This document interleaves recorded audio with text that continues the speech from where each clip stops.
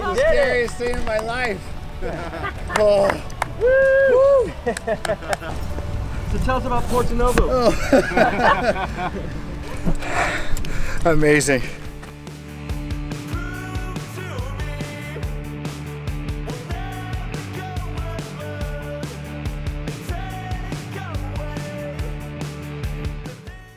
Whoa, that was amazing. You enjoyed it? Jesus. I had a That blast, was man. Exhilarating. Woo. Jumped out of a plane for my first time today on the Porto Novo site. Everybody's probably heard of Porto Novo. We've been doing a lot of advertising around town.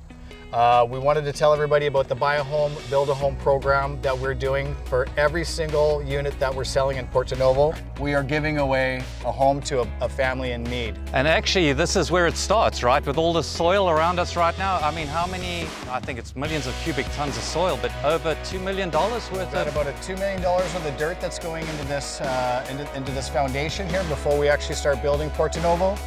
If you can see in the distance, we've got Cabo San Lucas, and every single unit in this particular project is going to have a beautiful view.